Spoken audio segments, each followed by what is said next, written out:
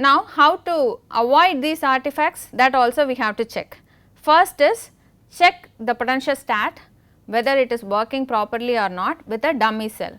There will be a dummy cell which will be supplied with potentiostat, and this dummy cell are pre-calibrated cells. So, we know the values of these cells. So, when you connect the cables to these dummy cells, you know how the curve will be. So, you can easily understand whether your potentiostat is properly working. And second, you can even test the known system, where for example, you can put some half cell reactions, you know the half cell reaction and the value of it. So, you can test that kind of known systems and validate the results. And third is to use Faraday cage to avoid the noise picked up by cables, and then use appropriate cell configuration. What is meant by appropriate cell configuration? There should be a uniform flow. If we are using a very complex design, when you just look at the design itself, we can understand that it will induce a non-uniform flow and lead to distortion. And then the major artifact which we usually find in our testing in laboratory is cable corrosion and clips corrosion. Because of the crocodile clip and the cables, there will be a problem in the continuity, and this will cause a distortion of the curve. So, whenever we test the system, all the accessories should be kept dry and clean. Once we know that our system is artifact free and our potentiostats are good, then we can validate the EIS data. This can be done by using a Kramers-Craig transform, that is KKT transform. This is valid for almost all of the metal aqueous system and some of the steel cementitious system. I will tell about the brief background of the KKT. The EIS is under the assumption that it is linear, causal, stable and finite. I will explain one by one. Linear, I told you already that the region where we are measuring is linearity region. So, the system will come back to its original pace, and then causal, the input what we are giving, that is the application of voltage, that only causes the disturbance in the system, and the response is because of the input what we have given, not because of some other reaction that is happening. Third is stable, that the system is stable and it is in steady state, it is not in non-steady state. And then finite, finite means every parameter which is involved has some finite value. If you do a KKT transform, all this can be checked. What is meant by KKT?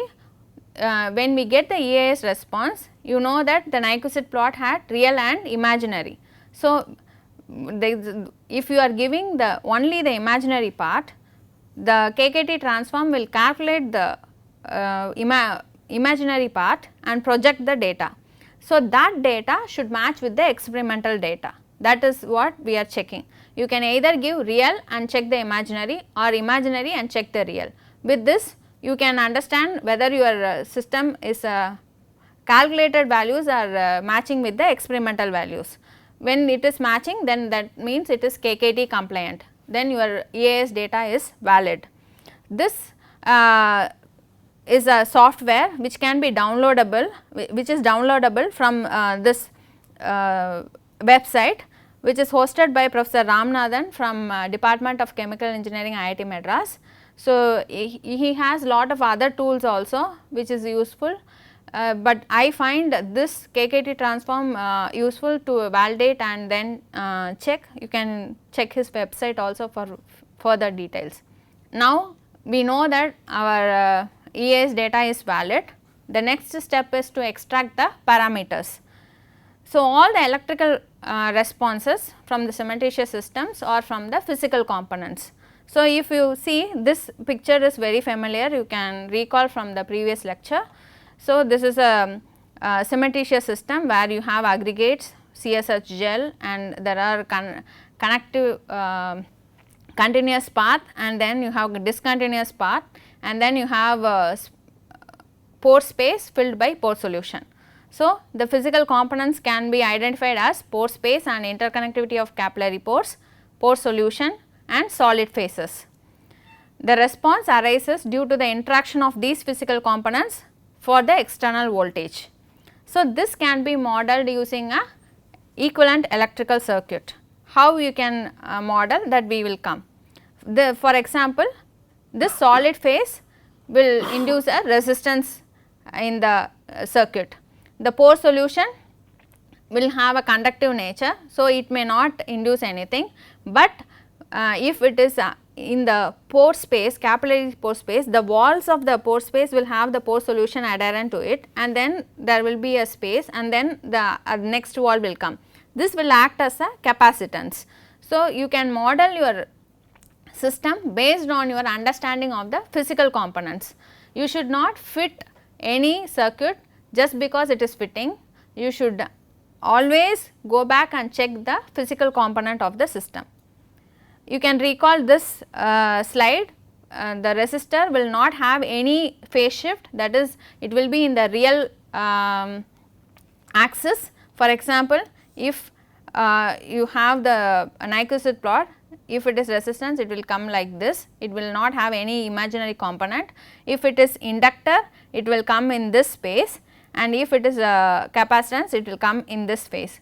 You can see that the capacitance is lagging by 90° phase shift, but this representation is here because of the ease in which we are dealing with, not because it is negative in nature.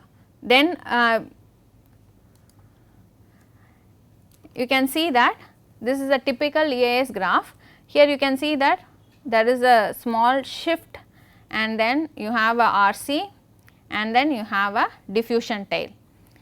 So, you can model this as like this is the solution resistance, and this RC is this RC circuit, and here you can also see that it is CPE instead of capacitor because of the non-capacitive nature, non-ideal nature, and then this diffusion tail is represented by Warburg impedance. This 45° angle represents that the pores which are in the system are connected and big enough so that the diffusion of species that is happening. So, you have these elements represented, and you can model the EAS curve with this equivalent circuit. If you are using a system, this is a typical OPC system. So, if you are using a system which is fly ash or LC3, your curve will shift like this because of the pore structure. The pores are smaller in nature, and it will be closed pores, not the open pores always. So, there will be a shift in the degree of the curve. So, it will be represented by CPE instead of Z. The Z will be represented only when there is a 45° angle, and the tail represents that there is a diffusion of species that is happening. In this case, maybe oxygen that is diffusing. So, now we have formulated the EAS circuit. Now, how to fit and get the parameters? Now, here I have shown the example with ZView, which comes with Solartron. There are different softwares that are available. With that, I am giving the gist so that you can try with other softwares. Now, you can just click on this icon, which is the equivalent circuit, and then you can model the circuit. Okay. You can add components and model the circuit accordingly, whichever you chose to your physical components. Now, here all the elements are free.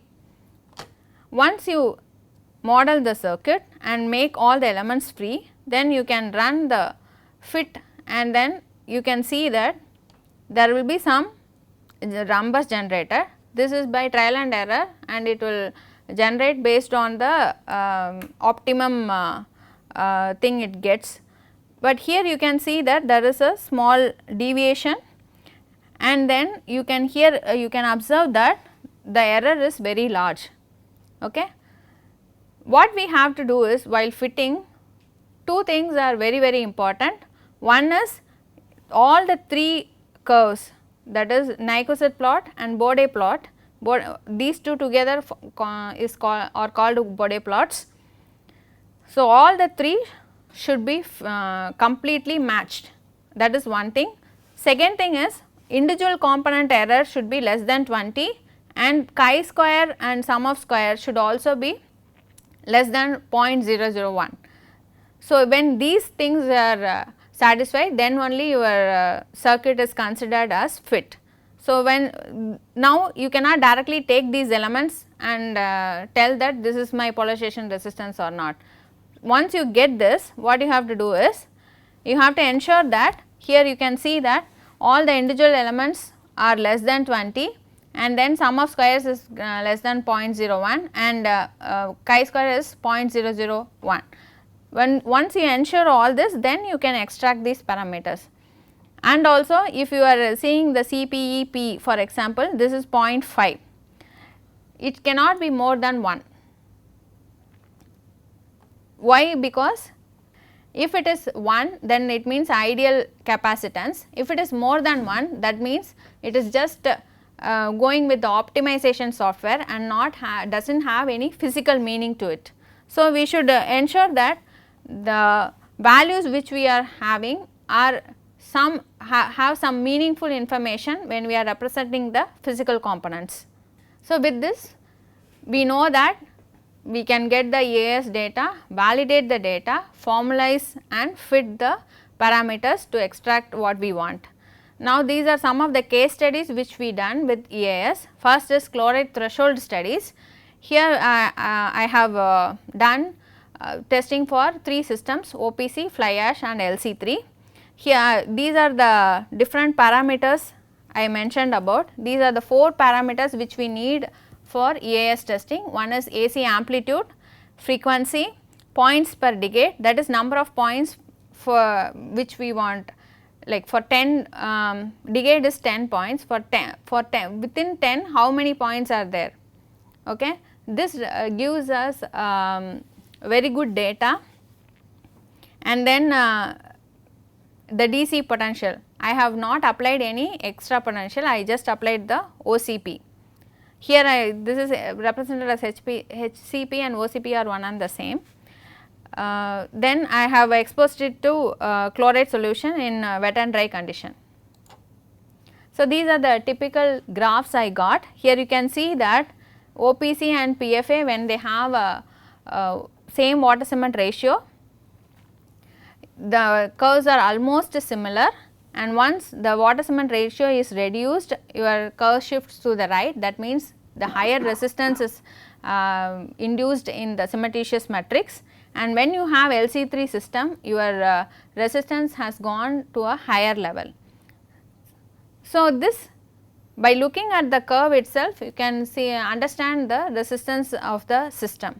But if you want to extract the polarization resistance of the steel embedded, then we have to use the equivalent circuit. With this circuit, I got the polarization resistance and performed the testing for chloride threshold measurements. Yeah, I have not, like, EAS involves 2 things. One is you measure the OCP, and from the OCP how much you are applying, whether plus or minus 10 millivolt or plus or minus 20 millivolt of the OCP, that is what we are doing. So, it involves measurement of 2 things, one is OCP and then applying AC signal. Yeah, but the polarization, since it is charging and discharging, the effect is less. It will come back to the previous form in a faster way. But if it is only DC, we are always pushing the potential. So, it will take some time to come back, and if the application of potential is large enough, that will create disturbance in the electrode surface. So, that is why we are saying AC is better than DC. So, the next case study is to understand the carbonation depth. If we are using the lollipop specimen, which I have showed earlier, here you get the response like this. So, you have a RC element, then the next RC element and then a diffusion tail. So, So, you have this diffusion tail diminishing as the carbonation depth increases, and the RC element is also happening like one RCM element because it is completely carbonated. Here you can see carbonated portion, non-carbonated portion. Here you can see the fully carbonated portion. These things you can understand by looking at the curve itself, but if you want to know the reaction kinetics, you have to use the equivalent circuit modeling. And next is the coating efficiency. This is a typical example of coated rebar, that is a fusion bonded epoxy coated rebar. We all know that the fusion bonded epoxy coating is very sensitive to UV exposure. When the UV exposure is happening, the coating gets degradation. Here you can see that there is a huge difference in the resistance between this is as received and this is UV exposed. You can see a huge difference between these resistance.